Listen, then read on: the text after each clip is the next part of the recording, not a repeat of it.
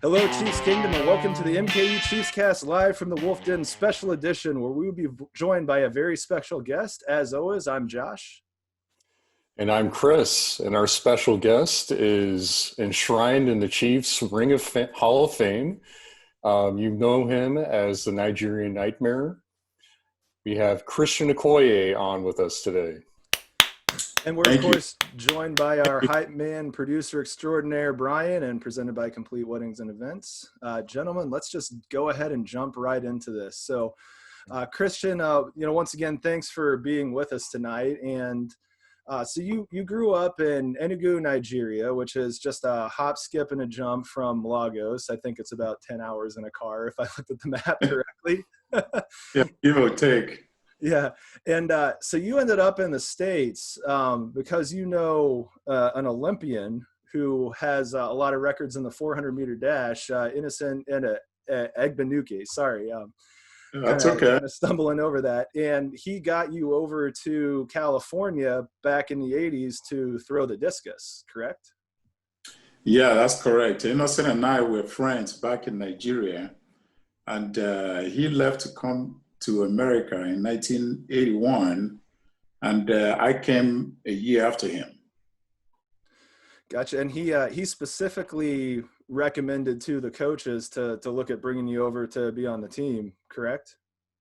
Yes, he did. He spoke to my track and field coach, Terry Franson, about me. And Coach Franson called me up. Actually, he didn't call me up. He wrote me a letter, which I replied and told him everything about myself. And then he went from there. Good stuff. So being on a track and field, scholarship or arrangement here in the United States, did you do any other sports besides the discus? Did you dabble in any decathlon type of work, or was it primarily you were looking at throwing the discus and just being world class at that? Well, I played all kinds of sports.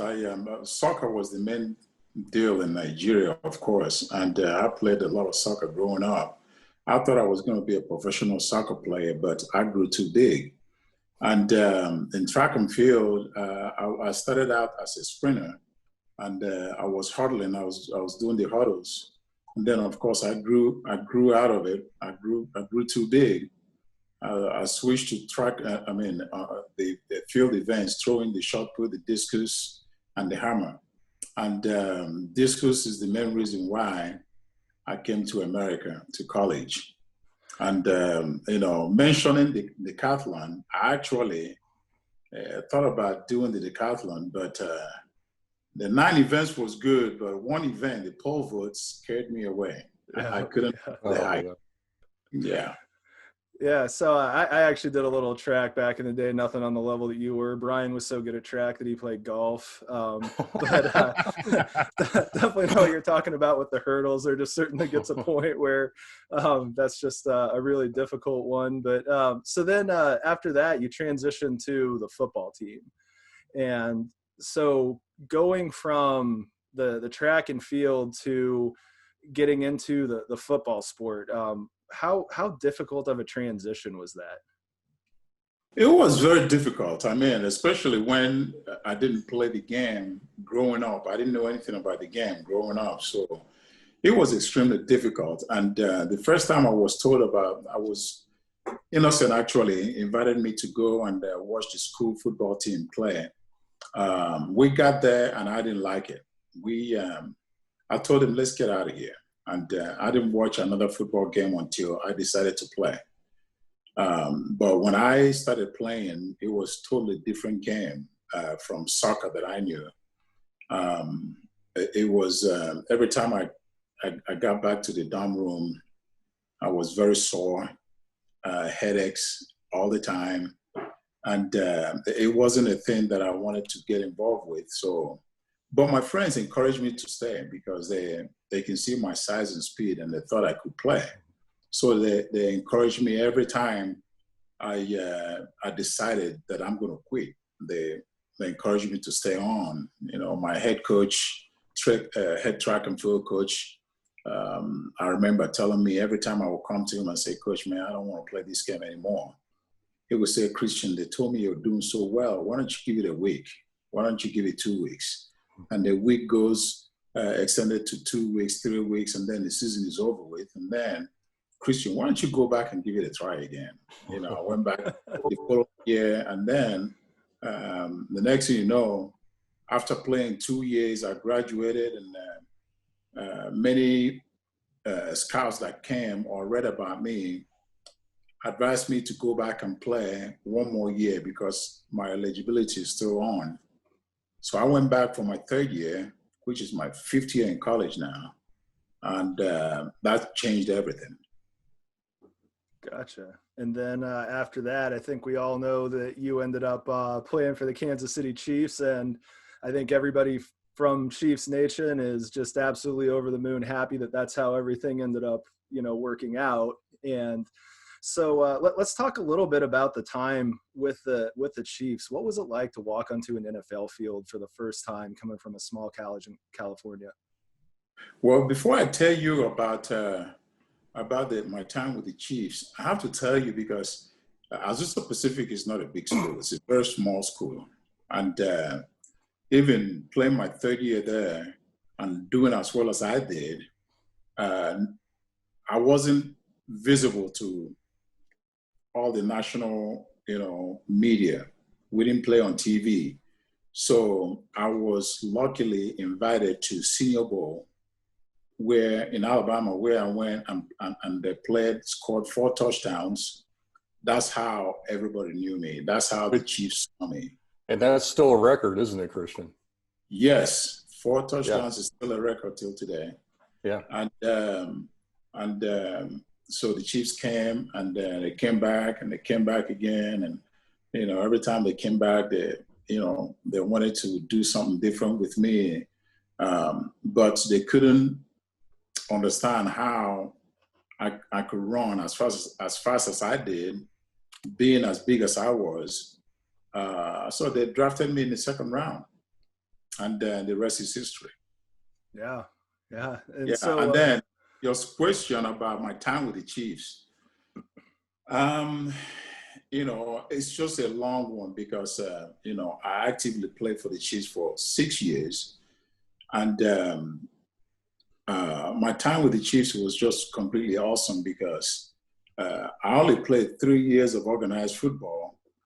And then coming to the Chiefs, everybody just became my coach. My teammates, my coaches, everybody knew that I was young in the game. So they were extremely patient with me. And every single time we practice, my teammates will be telling me the things that I did wrong, correcting me, and so on and so forth. So my success is actually mostly with my teammates who were close to me and telling me the things that I did right and things that I did wrong, even my fellow running backs at the time. Outstanding. Yeah. So let's just picture a Sunday game day. You're at Arrowhead. The place is obviously rocking. You have to come off the field and have a conversation with Marty, Coach Schottenheimer. How did that conversation usually go? Well, Marty is just I love the man. I love him. It's just he will always say in the meeting room, he says, I don't care what happens. He says, the folks on the stands, they know exactly what we're going to do. The defense know what we're going to do. So we're going to do it, and we're going to do it right. We're going to accomplish the things we set out to accomplish. And that's what we did. We didn't hide exactly what we're running. And we didn't hide from the defense or to everybody the things we were going to do. So, which made it extremely difficult for me as a running back. I was a marked man, I lined up, and I was the only back in the backfield. I'm looking across the line of scrimmage, and all the defensive players are staring at me, But they knew I was getting the ball. So it was difficult, but then again, it was kind of a pat on the back, knowing that I'm able to do what I did. Coaches trusting me, teammates trusting me that I was going to get it done, and we got it done. especially the offensive line, blocking the way they're blocked. And we had big ones. We had big alignment. So it all worked out. That's great. Yeah. Hey, That's Christian, just to follow up in your comment about the defense staring at you, you don't think that was because they were afraid of tackling you, did you? Well, that could be it too. That could be it too. Because, you know, I didn't care what they were thinking. All I knew was they were staring at me, and I had a goal to achieve, and they were there to stop me from achieving the goal, and I was determined to achieve the goals. It's outstanding. Great stuff. Yeah, I mean, we're all in our late 30s, you know, so watching, you know, you in the late 90s and watching, you know, what the fans affectionately call Marty Ball. I mean, this is like our golden era, our formative eras where we're growing up watching football. But let's kind of transition into the team now and the NFL now. Who's your current favorite running back to watch play on Sundays? Oh man, I don't even know if I used to watch running backs. When I played, I watched, because I was still learning the game. I watched, you know, the Eric Dickersons, Walter Paytons, and I collected films of Jim Brown, Jim Taylor, and all those guys, just to kind of learn about what they're thinking when they're playing. I try to emulate those guys. Then when I left the game, I was watching still Barry Sanders before he retired. Oh, yeah. You know,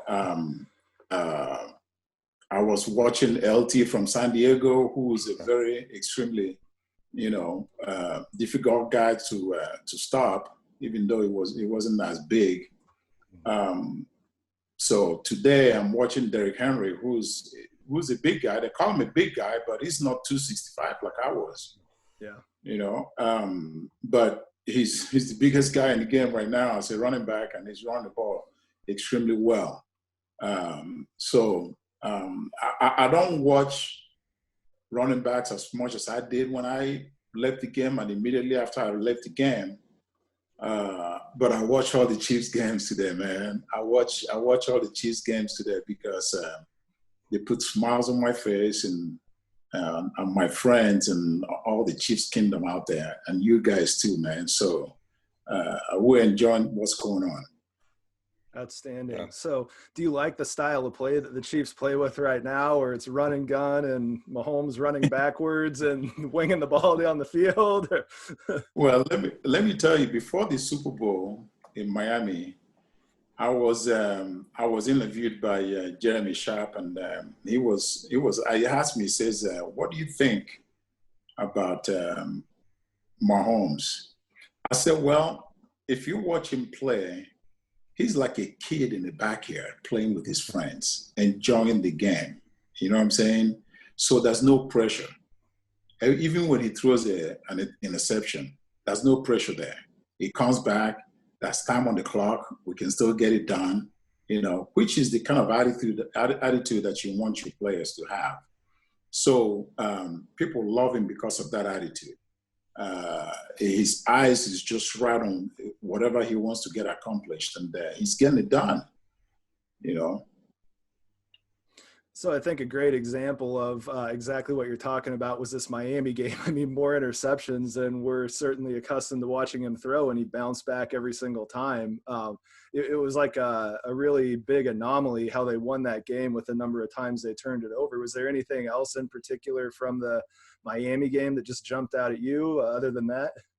Well, I take it back to last year's playoffs, because I was at every single playoff last year at Arrowhead Stadium. Outstanding. And each one of those we were behind, you know, especially in the AFC Championship.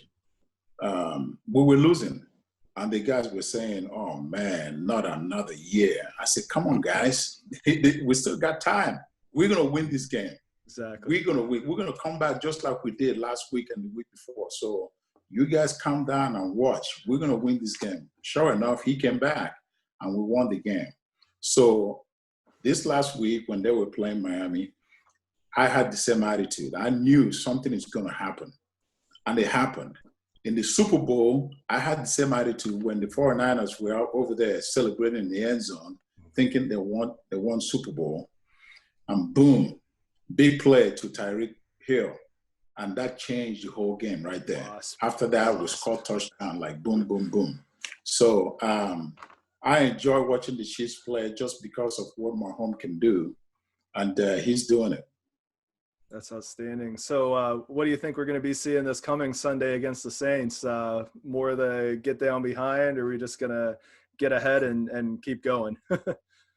It's going to be more of the same. It's going to be more of the same. I don't care who we play against. We always find a way to either make big plays or just, throw short passes here and there. And we got Kelsey, the best tight end in the game. Every time you can have all the fast wide receivers, you dump it to the tall 6'5", 6'6" Kelsey, and the chain is moved. And man, how about that rookie running back? Clyde. Yeah, Clyde. I was so happy when he was drafted, man. Oh, yeah. And I was so happy when he was drafted because we needed a running back. Mahomes was doing it all by himself. And then we drafted him. I said, man, Mahomes got help. And he's helping. Yeah, outstanding. Yeah, so how does the season end for us?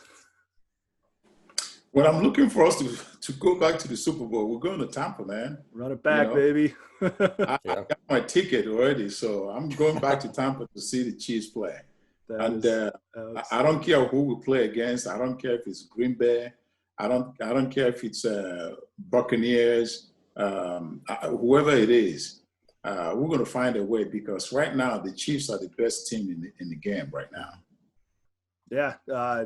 If you came here to argue about that, I think we came to the wrong spot. We're 100% on the same page. So other stuff you've been up to, you have your foundation. So what's some of the stuff you have going on for that? And you have the big 5K, 10K coming up at the Ontario Mills Mall in January.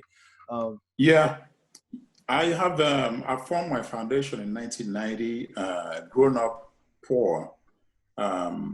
We didn't have athletes like me going to high schools and, speaking to the kids and trying to encourage them and stuff. So I didn't have that happen when I was growing up. So here in America, a bunch of players tend to go to high schools trying to encourage kids to do the right thing. So I found my foundation. We started out by inviting all the key players, my friends, to come in and work with the kids in the soccer and football camps every summer. We did that for a number of years, for about 25 years. But now I have transitioned. I moved the foundation back to, most of it back to Nigeria. I'm doing the same thing with the kids out there, working with them because the kids in Nigeria are benefiting more. More of the kids out there get involved. Out here, kind of like, some kids in America don't really know the things in front of them. They don't know the opportunities they have, So when you talk to them, sometimes they kind of blow you off, and some get it, but most of them don't. Bringing my foundation back to Nigeria, a bunch of kids, they send me messages on Instagram telling me how they're doing and so on. So I enjoy doing that, and it's been going on now for 4 years in Nigeria. So, but working here, since we started here, every event that I go to, I see somebody walk up to me and shake my hand and say, man, I came to your camp in 1995 or in 2000, I enjoyed meeting Eric Dickerson or Julius Seau. And I love what they had to say to me. And some will say, man, my life was changed when I came to your camp. So that makes me feel good, and it kind of gives me the impetus to go and do more for the kids. Outstanding. And how involved are you still with the California Sports Hall of Fame? You founded that it was 2006, right? Yes, in 2006, yes. And I'm heavily involved. I'm the founder and the president. So I know each and every single thing that happens. And so this year, this 2020 was going to be our biggest event, but COVID came, so we had to postpone it to 2021. But I can't wait to see what it becomes after it's done. Outstanding. And so for more information on the foundation, it's christianokoye.com. And for more on the California Sports Hall of Fame, it's californiasportshalloffame.org. So I think we just have a couple more questions we want to ask you before we wrap everything up. And these are going to be completely food related. So my understanding is that you really enjoy eating goat. Is that correct? Yeah. Well, goat is like the number one meat that we eat in Nigeria, that and beef, but goat more especially. So yes, I do like goat. What's your favorite way to prepare it? I prepare it like you prepare beef, You can barbecue it, you can make stew out of it or soup. So it's about the same. But I gotta tell you one short story about goats. When I was playing in Kansas City, there was a company that made or still makes goat milk. And so they read in the People's Magazine that I love goat meat, right? And this company will send me a box of goat milk. I'm talking about a box, like big box of goat milk, to whatever stadium that we'll play, like in Denver, they will send it to my locker. I will arrive from the hotel to get dressed for the game, and the box of goat milk will be sitting right there in my locker. If we go to San Diego, the same thing. We play the Raiders, the same thing. Every single so, and I don't like goat milk. Oh man! Meat, I like the meat, but I don't like the milk. So after a while, I will leave the milk in the locker. After a while, I call the company. I say, hey, it's very nice of you guys to send me milk all the time, but I don't like the milk. I don't drink goat milk. I eat the meat. You guys can send me the meat. I'll eat the meat. Yeah. So they stopped, but it was very nice of them, though. That's very awesome. Nice. Yeah, I've only had it one time. I was down on a border town between Texas and Mexico, and I had cabrito, which is young goat marinated in like salsa. So yeah, I definitely understand the attraction. It's good stuff for sure. So Mexicans, they call it bria something. Bria, yeah. Yeah. So you can get it pretty readily out in the Inland Empire. Oh yeah. You can. They have farms out here. California is 48% Mexican, so they grow good out here, and we go over there and get it from the farm. Outstanding. So the last food question. You did mention eating beef. Patrick Mahomes puts ketchup on his steak. Do you do that? No, I don't use ketchup. But I like it barbecued, so I every time in Kansas City, I go to barbecue restaurants, Jack Stack or Q39 or whatever. So yep. I'm a Jack Stack fan. Yeah. Yeah. Actually, on my birthday, a friend of mine spoke to Jack Stack, and they sent me a box of beef ribs, man. And every time I go over there, I'll eat beef ribs and Don ends. Oh yes. So they froze it up and sent it to me, and it was awesome. Oh man, that's awesome. Yeah. All right. Well, I think that's everything that we have for you. So once again, thank you very much from the bottom of all of our hearts. From some kids that grew up in the 80s and 90s, just loved watching you punish other teams, whether it was on the field at Arrowhead, whether it was on the road on TV, or whether it was in Tecmo Super Bowl, running over everybody, being untackleable. We absolutely loved it. And, still have the game. We still have the game. Yeah. Let me play the 90. Let me ask you something.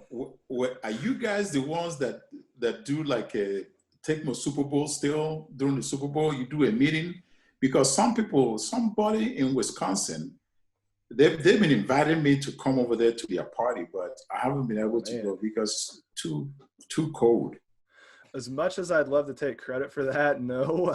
When we that's had a the great Super idea. Bowl, It is. when we had the Super Bowl, we actually have a back room at a restaurant, and we brought in a bunch of speakers and played music during the commercials. And when WASP happened, we almost ripped the walls down, and we just had a really, really big party. And I'd love to take credit for that, but I will tell you, we do have people in our group that grew up in Wisconsin and have no reason to be a fan of the Chiefs, but they specifically cite Tecmo Super Bowl and running over everybody on offense and sacking the quarterback on defense with Derek Thomas as the reason why they're Kansas City fans, and we'll take it. That's awesome. That's awesome. All right. Well, once again, thank you very much for your time. Please make sure that you visit the ChristianOkoyeFoundation.com and, give if you have the means to. And, again, thank you very much for everything. And to everybody watching, you heard it here from this group. We're running it back. Have a good night. That's right. All right, man. Thank you so much for having me.